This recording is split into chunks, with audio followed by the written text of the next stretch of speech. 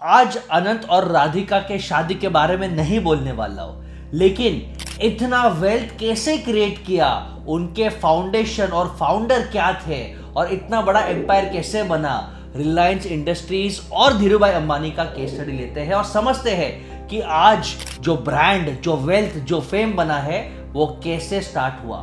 मात्र 15,000 रुपए लेकर आए थे धीरूभाई अंबानी और आज बना दी उन्होंने $6.6 ट्रिलियन कंपनी, जो भारत के जीडीपी से ज्यादा है। एक कंपनी आखिर इतनी बड़ी कैसे हो सकती है? ऐसा क्या आइडिया था धीरूभाई अंबानी के पास? एक कंपनी से एम्पायर कैसे खड़ा करना, साम्राज्य कैसे करना, आज ये वीडियो में सिखाता हूं। मेरा नमस्कार स्वीकार करिए, मैं हूं वशिष्ठ गाला, आपका बिजनेस मेंटोर और इन्वेस्टर। मेरे तरफ से आप सबको जय श्री राम, जय जिनेंद्र।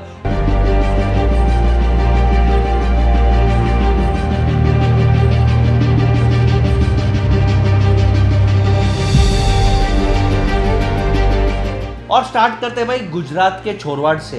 28 दिसंबर 1932 को जन्म होता है धीरूभाई अंबानी का। किसी को नहीं पता था कि ये साधारण सा दिखने वाला लड़का आगे चलकर इतना बड़ा बिजनेस एम्पायर खड़ा कर देगा।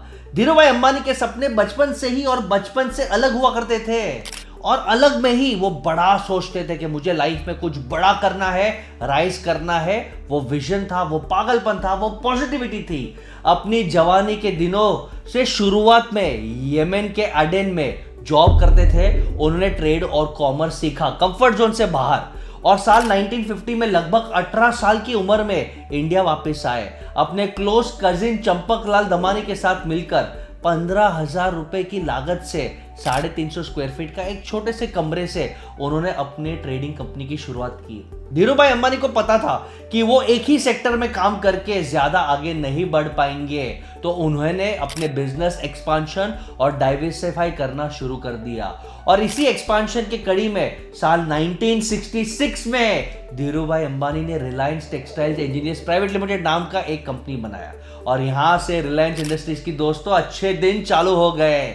उसके बाद उन्होंने विमल नाम का एक आइकॉनिक ब्रांड चालू किया और देखते ही देखते रिलायंस इंडस्ट्रीज पेट्रोकेमिकल्स से लेकर रिफाइनिंग तक, टेलीकम्युनिकेशन और डिजिटल सर्विस से लेकर रिटेल तक सब कुछ करने लगे। धीरूभाई अंबानी का एक ही सपना था कि वो बड़ा बने, वेल्थ को अक्यूमुलेट करे और लोगों को एम्पावर करे और एक मार्क दुनिया में छोड़ के जाए। साल 1982 में इन्होंने पॉलिस्टर यार्न का बिजनेस शुरू किया और 1993 में इन्होंने इंटरनेशनल कैपिटल मार्केट्स को टैप किया और शुरू किया रिलायंस पेट्रोलियम।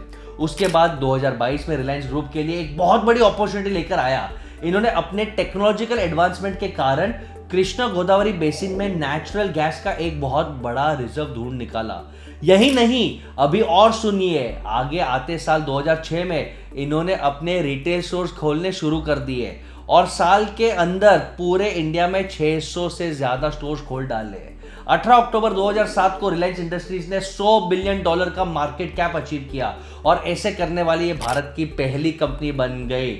इसके बाद 2010 में लगातार बढ़ती इंटरनेट कनेक्टिविटी की डिमांड को समझते हुए इन्होंने ब्रॉडबैंड बिजनेस में एंट्री मारी और इन्फोटेल ब्रॉडबैंड सर्विसेज को अक्वायर किया और 2011 में इन्होंने ऑयल और गैस के लिए भारत पेट्रोलियम से कोलैबोरेट किया। रिलायंस ने हल्के हल्के अपने सेक्टर्स के ऑलमोस्ट हर बड़े प्लेयर को अक्वायर करना शुरू कर दिया। उनके इस मूव में उन्होंने $566 मिलियन में एमबीबे, $194 मिलियन में बालाजी टेलीफिल्म्स, $1.2 बिलियन में सावन म्यूजिक, हैथवे और डेन नेटवर्क, ये सभी कंपनीज को अक्वायर किया क्योंकि उनका स्ट्रैटेजी था कि अगर हम ग्रीनफील्ड करेंगे, खुद से बनाएंगे तो बहुत टाइम लगेगा।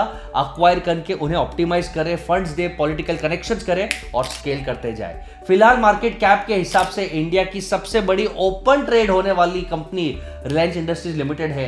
रेवेन्यू के मामले में इंडियन ऑयल कॉर्पोरेशन को भी तोड़ दिया और पीछे छोड़ दिया। और फिर साल 2019 में रिलायंस इंडस्ट्रीज मानो अपने रिकॉर्ड बना रहा था और उन्हें ही तोड़ रहा था। इन्होंने 9 लाख करोड़ वैल्यूएशन को भी पार कर दिया और ऐसे करने वाली भारत की पहली कंपनी बन गई, जिसकी वजह से रिलायंस इंडस्ट्रीज फॉर्च्यून ग्लोबल 500 में 106 रैंक पे आया और दुनिया के टॉप 250 एनर्जी ग्लोबल कंपनीज में भी आ गया। आमतौर पर किसी कंपनी का देश की इकोनॉमी में कुछ खास रोल ऑब्जर्वेबल नहीं होता है, लेकिन भाई साहब जब धंधा सुनामी जैसा हो तो लहरों की ऊंचाई तो दिखेगी। आज इंडिया का लगभग 1,50,000 करोड़ रुपीस का एक्सपोर्ट रिलायंस इंडस्ट्रीज अकेले कंट्रीब्यूट करता है और कस्टम्स और एक्साइज ड्यूटी से आने वाले इंडियन गवर्नमेंट के रेवेन्यू में 5% कंट्रीब्यूशन रिलायंस देता है। अब एक बार इनके मार्केट स्ट्रेटेजी पे नजर डालते हैं। रिलायंस अच्छे से जानता है कि जनता को चारों तरफ से घेरो ताकि वो जहां जाए बस रिलायंस रिलायंस रिलायंस का ही नाम सुने। मोबाइल यूज करना है रिलायंस जियो, सब्जी लेनी है रिलायंस फ्रेश, शॉपिंग करना है बिग बाजार Reliance smart, Reliance market, technology खरीदना है, मोबाइल खरीदना है Reliance I store, kitchen appliance खरीदना है रिलायंस होम किचन, एनर्जी पे काम करना है तो Reliance solar, Reliance life science, Relicord, और न जाने कौन से सेगमेंट में, हर सेगमेंट में घुस के वो टॉप बन के बैठा है और हर जगह एंट्री मारा। और सिर्फ ऑनलाइन नहीं, अपने प्रोडक्ट्स और सर्विसेज को ऑफलाइन भी ले गए। उनका end to end customer process बहुत ज्यादा स्मूथ है, यानी ऑनलाइन में भी तहलका मचा रहे एजीओ के थ्रू और ऑनलाइन एक्विजिशंस के थ्रू, ऑफलाइन में भी स्ट्रांग है, B2B भी स्ट्रांग है, गवर्नमेंट कनेक्शन भी स्ट्रांग है। बोले तो भारत देश पे रिलायंस का कब्जा डायरेक्टली इनडायरेक्टली बहुत ज्यादा स्ट्रांग है।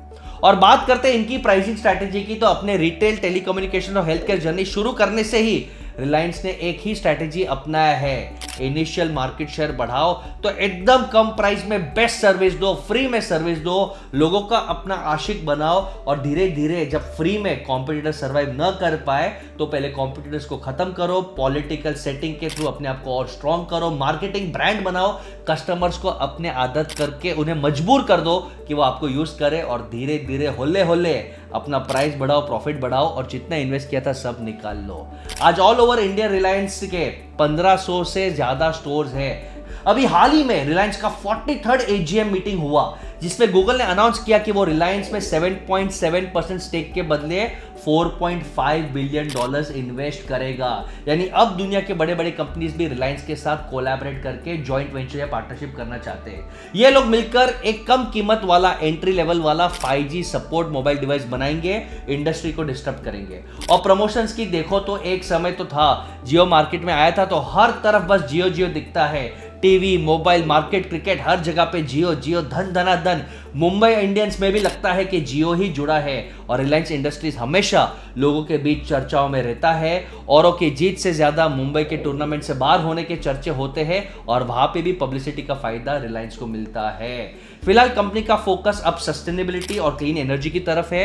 रिलायंस इंडस्ट्रीज ने टारगेट रखा है कि साल 2035 तक वो एक नेट जीरो कार्बन कंपनी बन जाएगा, यानी एनवायरनमेंट पे बोझा नहीं बनेगा। हमेशा से मार्केट में अफोर्डेबिलिटी लाने और डिस्ट्रप्शन करने में फेमस है और लगातार डिजिटल सर्विसेज में आज वो इन्वेस्ट कर रहे हैं। उनका फ्यूचर स्ट्रैटेजी बहुत क्लियर है कि जहां जियो सिनेमा जैसे एप्स अपने अपने फोन में इंस्टॉल नहीं करेंगे तब तक आपको कंप्लीट एक्सपीरियंस नहीं मिलेगा।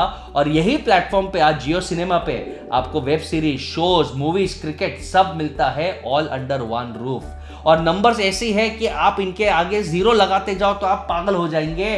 2022 में रिलायंस इंडस्ट्रीज का 6,22,000 करोड़ से ज्यादा का रेवेन्यू था और प्रॉफिट तो आप ढंग सुन के हैरान हो जाएंगे, 67,800 करोड़ रुपीस का प्रॉफिट। डिजिटल सर्विसेज से आता है 1 लाख करोड़ रुपया, यानी बहुत सिग्निफिकेंट डिजिटल सर्विसेज में एक्सपांड किया है।